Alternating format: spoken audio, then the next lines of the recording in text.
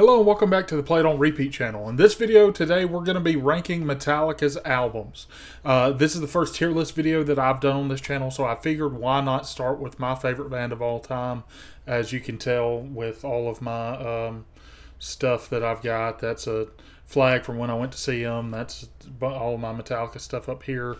They're my favorite band of all time, so I figured why not start with them. Keep in mind these are my opinions.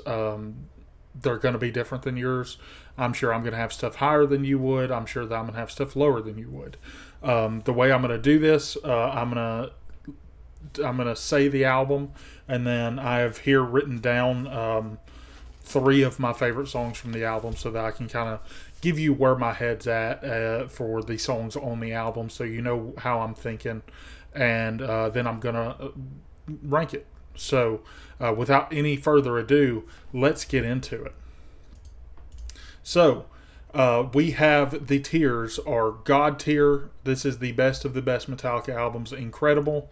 We have good, decent, and ugh. And I'm sure we know what's going in ugh. But without any further ado, let's get into it. So first of all, I have Hardwired to Self-Destruct, and this is an album that is very big to me because this is the album that they were touring when I went to see the band in 2019. So, with that being said, my favorite songs from the album are Spit Out the Bone, Atlas Rise, and Moth in the Flame. So, Spit Out the Bone is a song that I feel like if you throw that into Master of Puppets, it's up there with any of the other songs that they have put out. And people look at it in the same way that you look at Master, you look at Battery, the way that you look at any other song of that era. If this song was thrown into that album, it would be thought of the same way as all of those songs. And like I said, I have a huge bias toward this album because of the fact that this is the album I saw live. I got to see them play Atlas Rise and Moth in the Flame live. They were amazing. Unfortunately, they didn't play Spit Out the Bone live. They do not play that song often, not even when the album was new. I think they played it a handful of times, and that's like it. That being said, the album is very high for me. It's not a God tier album, but it is, in my opinion, the best of the modern day Metallica albums. It's the best thing that they put out since 91 or whenever the Black Album came out. So I'm going to put it in incredible. I know that's kind of high for the way a lot of people are going to feel about it, but for me as a 16-year-old when this album came out, it blew my mind. Love the album. Next up we have Lulu, and the only thing I have in my notes for Lulu is no bright spots. So that goes in ugh. I'm not going to waste any more time on Lulu. Next up we have Garage Inc., and this is the cover album, obviously. As you know, I have Whiskey in the Jar, Tuesday's Gone, and Turn the Page on my list for my favorite songs from the album. Those all 3 are in my rotation on my playlist. I listen to them pretty often. Whiskey in the Jar most often, probably. I love the song. It makes absolutely no sense. What is Masha Rain Dama Do Dama Da? I don't know, but I sing it with my full chest every time the song is on. With that being said, I think it's maybe a tier below Hardwired to Self-Destruct, just because it's cover songs and some of them don't, to me, feel like a Metallica song because they're not a Metallica song. You know what I mean? So next up we have the Beyond Magnetic EP. This is a 4-track EP. My favorite is Hell and Back. I do have that one on my playlist. They are all decent, but if you ask me, I can see why they didn't make it onto the album originally. They're all decent, so therefore they go in decent. Hopefully that makes sense. Next up we have Kill 'Em All.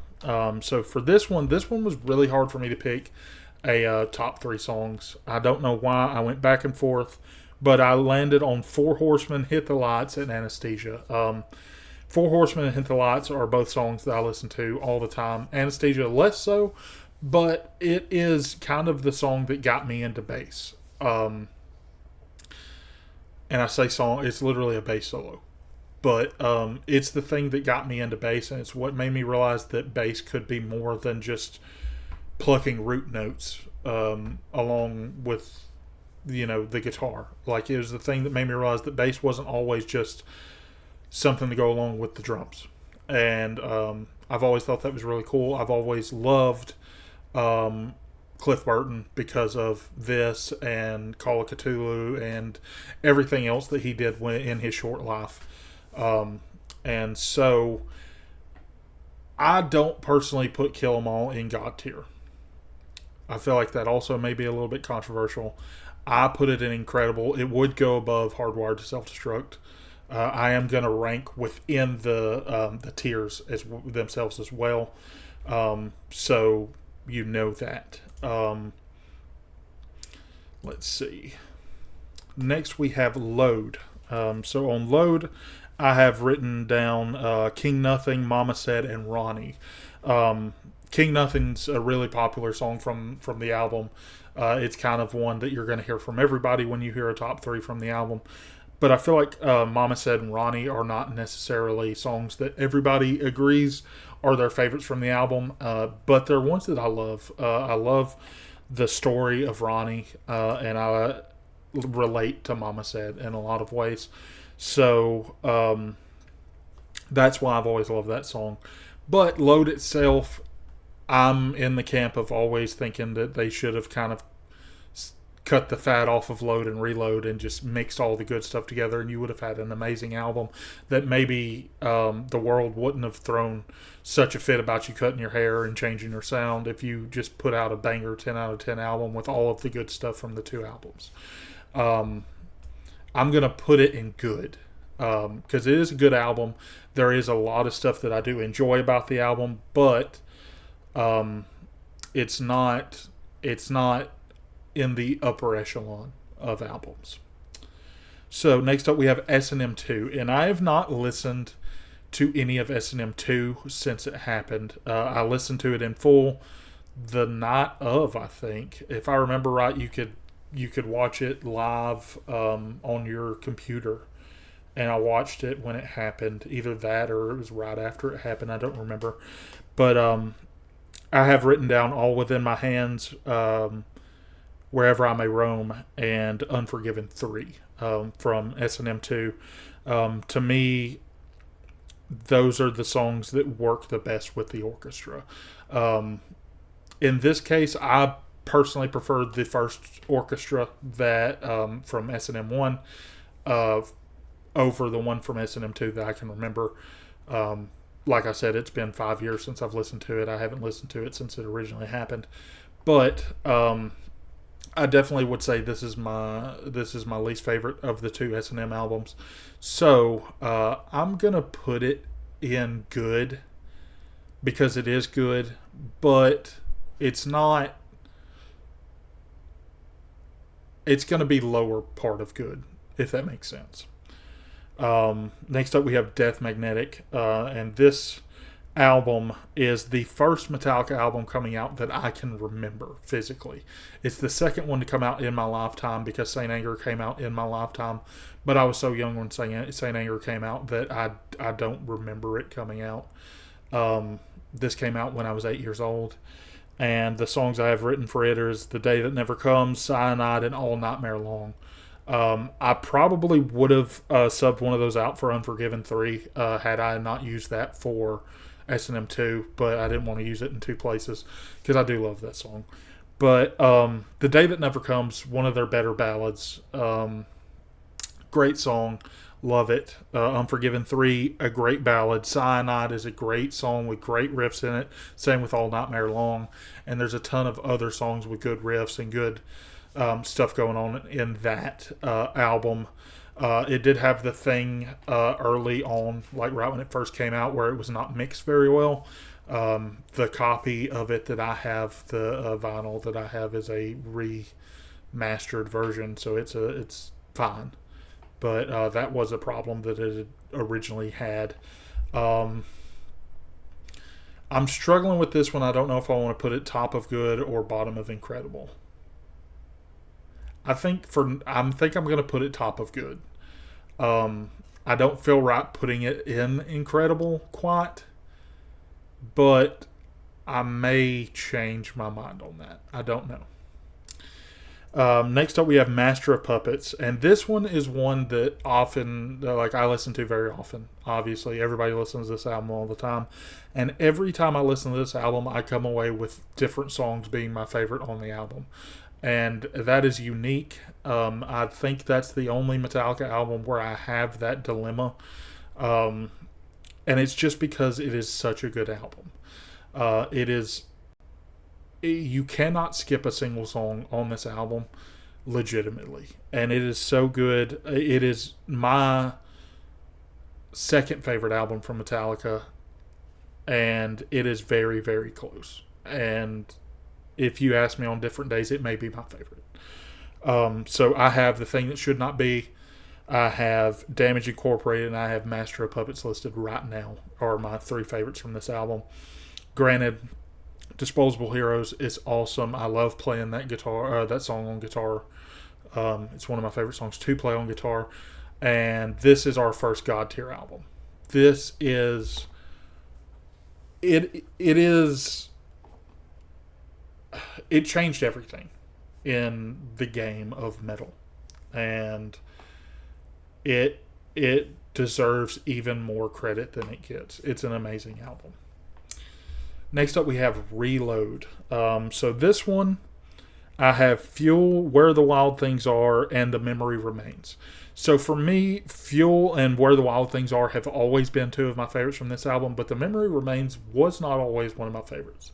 The thing that made it one of my favorites was hearing it live. This song live is amazing. The crowd participation, the way James lets you take the choruses, the chant at the end of it, like the witch chant or whatever it is. It's amazing. I personally prefer Reload to Load.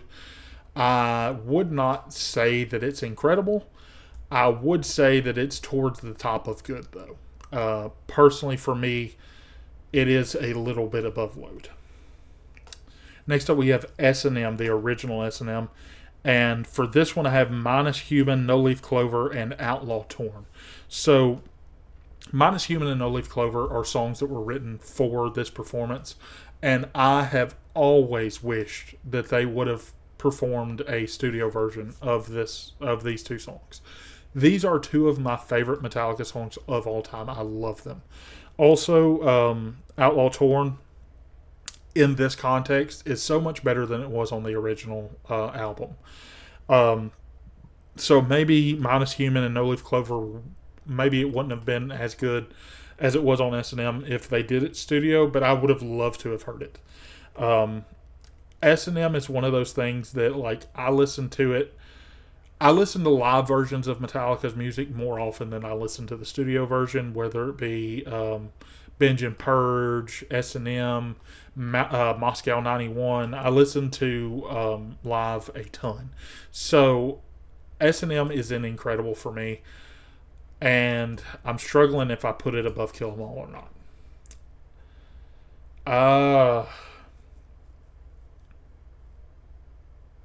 I think I'm not going to, but I really kind of want to. But I don't think I'm going to. Next up, we have And Justice for All, and I have Dyer's Eve, Harvester of Sorrow, and Frayed Ends of Sanity as my top three songs. This is my favorite album of all time. Metallica album or not, even with no bass in the mix, even though I'm a guy that loves bass, this album is so good. And it is, I can't get enough of this album. I listen to it constantly. I need to get a vinyl of it so that I can put it on this shelf and have Master and Justice for All on it. Currently, I have Master and Death Magnetic because my brother gave me Death Magnetic for Christmas one year. But yeah, and Justice for All, my favorite album of all time. It goes into God tier, and it is going to be the first spot. Love this album. Next up, we have 72 Seasons, the most recent Metallica album, came out in 2023. I have 72 Seasons, Inamorata, and Lux Eterna as my top three. For me, this album was a little bit of a disappointment. I was into the singles as they were coming out. Um, Lux Eterna being my favorite of the singles. Inamorata, or however you pronounce that, is probably my favorite song on the album. It's a very good song, but overall, the album feels like a lot of filler to me. I don't know how to put it other than that. It's okay. If that, like, it's not bad, but it's decent, and I'm gonna put it above the EP, but it's gonna be indecent. Next up, we have Ride the Lightning, and this is one that I have a little bit of a weird list. I have Creeping Death, Fade to Black, and Escape. I know Escape is a song that absolutely everybody hates. The band even hates it. But for me, that song has always held a lot of personal. Um, it is, it's like inspired me in a way, which is really stupid to say about a song like Escape. But I personally have lyrics from Escape tattooed on my arm right here. It says "Life's for my own to live my own way," and that's a thing that for a long time I had to remind myself. I had to remind myself that I wasn't living for other people, and this song helped me realize that. So that's why it's always been very high, within my Metallica song rankings. Um, with that being said, Ride the Lightning definitely goes in God tier. It's an amazing album. It's another one that, in my opinion, doesn't have any skips. Call of Cthulhu is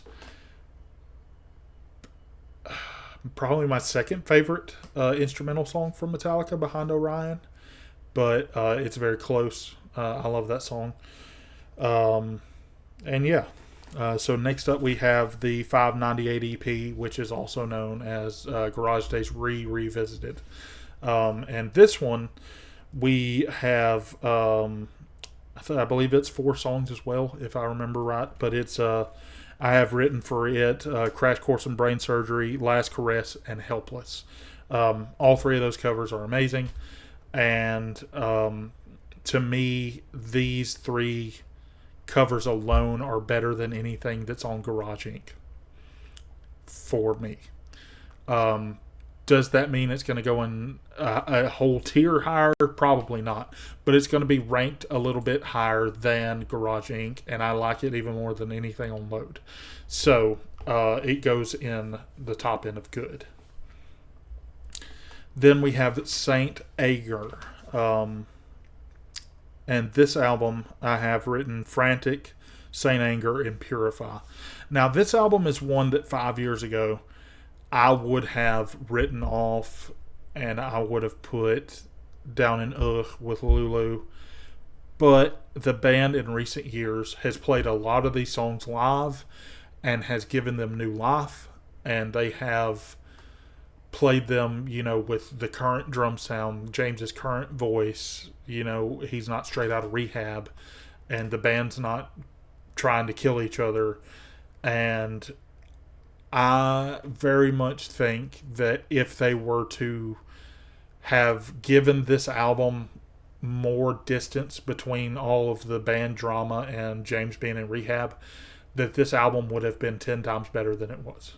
Because they would have had clearer minds and thinking on the mixing and the drum sound, and James would have had a better performance if he was, had longer to be clean and all this stuff.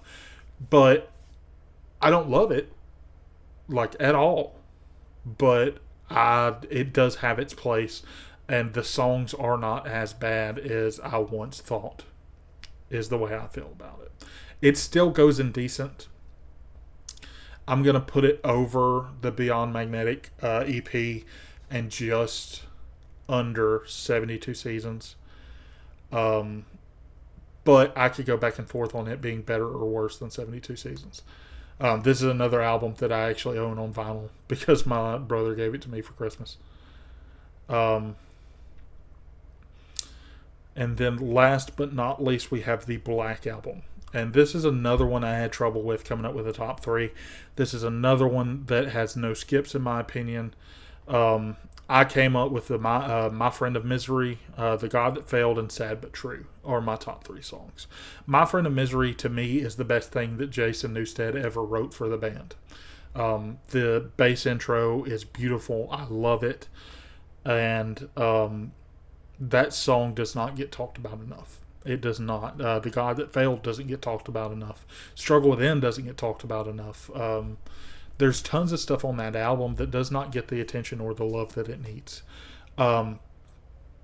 Yes, I know that this is the beginning of the end. If you talk to somebody that was alive at the time when this album came out, this is where they started commercializing themselves and they started selling out, if you listen to those people. But it's good music. It is amazing music. To me, it is God tier, and it goes above Ride the Lightning. So this is my definitive list. This is the order for me of all of Metallica's albums. Yeah, I don't want to change anything. This is how I feel. These are my exact feelings on this list. Let me know what your list is down in the comments below. Please like and subscribe and check me out on my next video. I try to do at least 2 videos on this channel every week. Lately I've been doing 3 or 4 because I've been on a little bit of a roll. I've been having a lot of fun doing this and doing new stuff, and just, I've been getting a lot of comments and a lot of people interacting lately, and that's really encouraging. So if you comment, even if it's not necessarily related to anything, just say hey. I love being able to interact with people. Huge people person, and it's just something I've always enjoyed. So once again, please like and subscribe. Check me out on my next video. Thank you for watching this one. I'll see you guys next time.